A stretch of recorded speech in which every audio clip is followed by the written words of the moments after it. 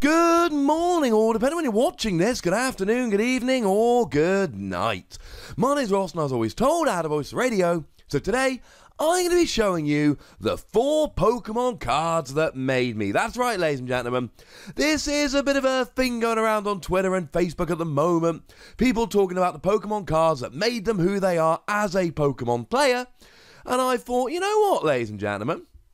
I should do this. But of course, I'm not the kind of guy that just sends out a tweet about stuff like this. No, you know me better than that. I'm going to make a video. I have, of course, got some honourable mentions. I've done way too much in this game to not. But we're going to do them at the end. There we go. Something slightly different. So, starting off then, the very first Pokemon deck that I ever made that was semi-competitive, Umbreon from Majestic Dawn. I adored this card, ladies and gentlemen.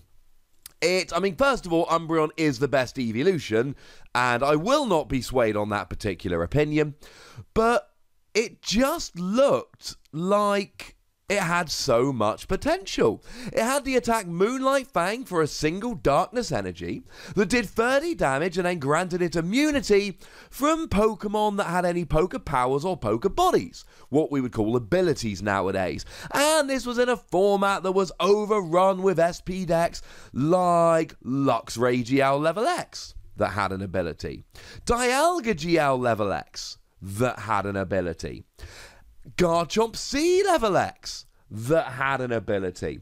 It was very much a counter deck, so it wasn't good against everything, but I reeled off a few wins against SP decks in real tournaments, and I combined it with the monstrous Tyranitar Prime, and I tell you what, ladies and gentlemen, I enjoyed this deck more than almost any other. It was reprinted in Call of Legends later on with significantly worse artwork, and it was also part of a theme deck, if I remember correctly, which I think is pretty gosh darned cool. I never had the most success with this card, but it was the one that really got me into making competitive decks, so it's got to go in. Secondly, and I've made videos about this card, ladies and gentlemen, Donphan Prime.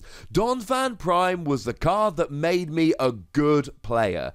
It was the card that made me able to make a good Pokemon deck and have success.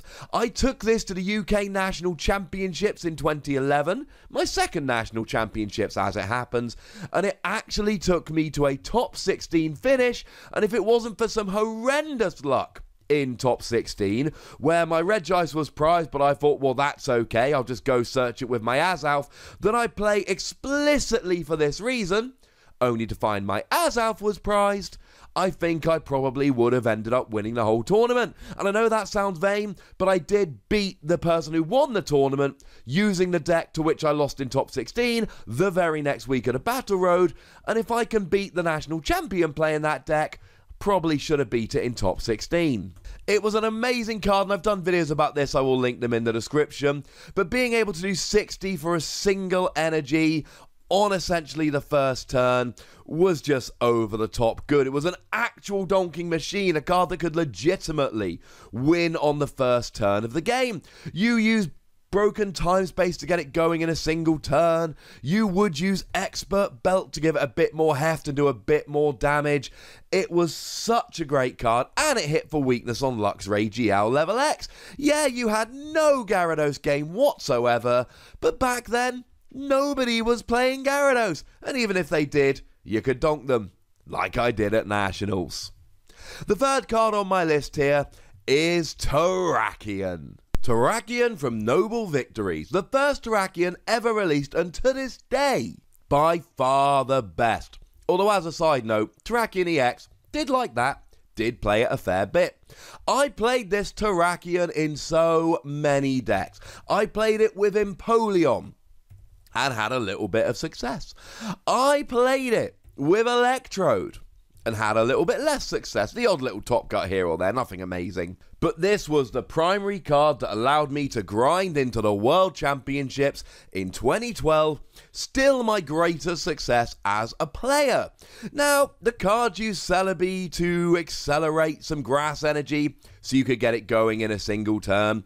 And you had Mewtwo EX and Tornadus EX there as backup attackers, and good backup attackers they were. I didn't play any of the non-EX Tornadus because that's not what winners did. But honestly, ladies and gentlemen, the reason that deck was so gosh darn good was because it had a super heavy Terrakion focus, and Retaliate is basically broken. It did 90 damage for 2 energy if you had a Pokemon KO'd the previous turn. In a format where Darkrai was running around everywhere, it was just over the top good.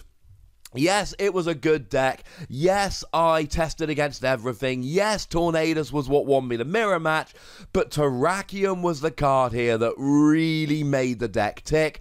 People slept on how good Terrakion was in CMT.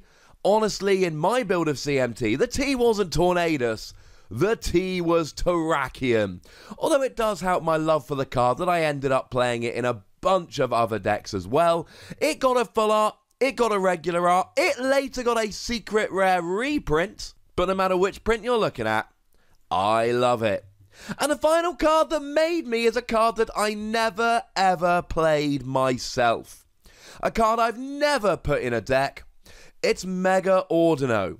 You see, the thing about Mega Audino was it went into the World Championships in 2016, not hyped at all. Nobody had this on their radar as a card to watch, and it ended up winning the whole thing. Now, when it made the final, I took a look at the matchup. It was against Greninja, and I went, well, hang on a second. This is a deck, Mega Audino, which is built to take down low HP decks. So, for instance, if you're against stuff like Night March or Vespiquen, it's a great deck. This is going to run through Greninja. I expect it to win the finals. And I tweeted out as much the night before. So what I did was I made a video about how Audino won the World Championships, because we had a whole day pretty much between the top 4 and the finals. I assumed it was going to win, so I made a video about how it won. Although I did do a cheeky little re-edit to turn it into a video of how it almost won. And I had it ready to go when I popped it up online the second the World Championships finals ended, and Mega Audino won the World Championships, at which point a whole bunch of people were running around going, hang on a second, I didn't expect this to happen. I need to find out more about this deck. The video was sitting there, and that was what started the moderate growth that my YouTube channel has had. So, in a weird kind of way, it's actually become one of the most notable Pokemon cards for me, even though I never played the deck. And honestly, I couldn't tell you if I have a copy of Mega Audino, and if I do, it's probably in German. Now, there are a couple other cards that didn't make the 4 cards that made me list, but are still pretty gosh darn good anyway and mean a lot to me. Regigigas EX was a card that I absolutely adored. It is a card with which I came 33rd at the European Challenge Cup in 2012. Bubbled out of top 32. I would have got smashed in top 32 because ironically I would have been playing against a Terrakion deck. But even so, very, very sad. I did win a Cities with it the following weekend, which was quite nice. It was one of the most inventive decks I ever made, one of the more unusual decks. I played it with Jirachi, and almost nobody played that Jirachi competitively, except for me. It means a lot, but it couldn't displace any of the cards on the list. Similarly, Garchomp, and I know how vain this sounds and I'm sorry, is the card that I have signed the most since I've been going to tournaments after doing the whole YouTube thing. I made videos about it, and I played it at the Liverpool Regional Championships, ironically again bubbling out of top 32, but this was at a time when nobody was giving this card any credit for being good. And a lot of people have asked me to pop me name on one, and for that reason, yeah, pretty gosh darn good.